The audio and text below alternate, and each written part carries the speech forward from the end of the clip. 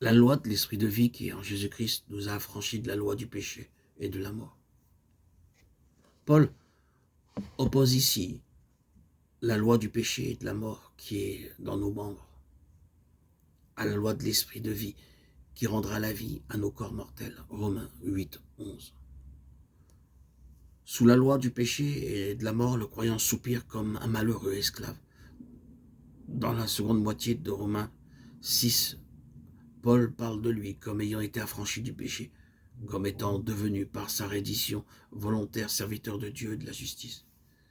Arrivé à ce point-là, il a renoncé à être l'esclave du péché. Cependant, le péché le domine souvent encore. Il n'a pas complètement vu s'accomplir cette promesse. Le péché n'aura pas un instant domination sur vous. Il a bien la volonté de faire ce qui est bon, mais il ne trouve pas le moyen de l'accomplir. Romains 7, 18. Au milieu de tous ses vains efforts pour accomplir la loi, son incapacité s'écrie « Misérable que je suis, qui me délivrera de ce corps de mort ?» Et voici ce que répond la foi qui saisit en Christ l'affranchissement. Je rends grâce à Dieu par Jésus-Christ notre Seigneur. Romains 7, 25. Oui, il y a un affranchissement de la loi, de la domination du péché et de la mort qui est dans les membres.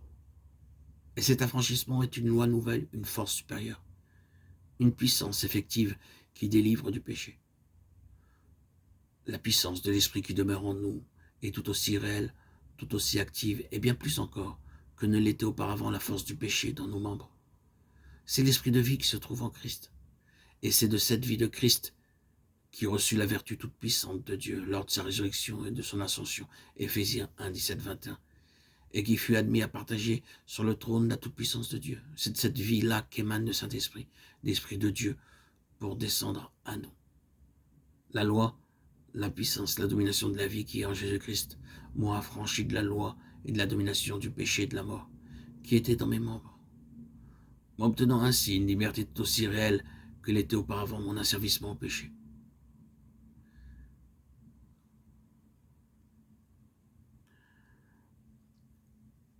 Dès le premier commencement de notre vie nouvelle, c'est l'Esprit qui nous a inspiré la foi en Christ. Dès nos premiers pas dans la voie de la justification, c'est lui qui a répandu l'amour de Dieu dans notre cœur. Romains 5, 5. C'est lui encore qui nous a fait voir en Christ notre vie aussi bien que notre justice.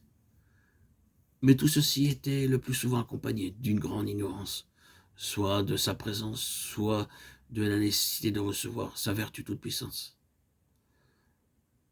Lorsque le croyant est amené, Romains 7, 14, 23, à reconnaître le légalisme invétéré de son ancienne nature en même temps que son absolue incapacité, il en vient aussi à comprendre, comme jamais il ne l'avait fait, ce qui nous est dit du Saint-Esprit et de la vertu puissante avec laquelle il délivre du péché et de la mort.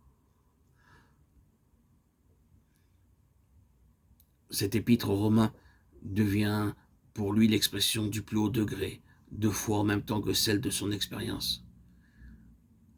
La loi de l'esprit de vie m'a affranchi de la loi du péché et de la mort. L'apôtre Paul est clair. La loi de l'esprit de vie règne alors dans ses membres, avec tout autant de réalité comme il règne dans nos membres, avec cette réalité de puissance et de spontanéité qui régnait auparavant, où se trouvait la loi du péché. Le croyant qui voudrait vivre pleinement de cette vie d'affranchissement en Christ comprendra alors facilement quelle est la voie qu'il doit suivre. Romains 8 est le but auquel devait l'amener Romains 6 et 7. Il devra donc commencer par étudier et croire ce que ces deux chapitres lui disent de sa position en Christ, mort au péché et vivant pour Dieu, délivré du péché et de la loi et uni à Christ. Si vous demeurez dans ma parole, vous connaîtrez la vérité, et la vérité vous affranchira. Jean 8, 31, 32.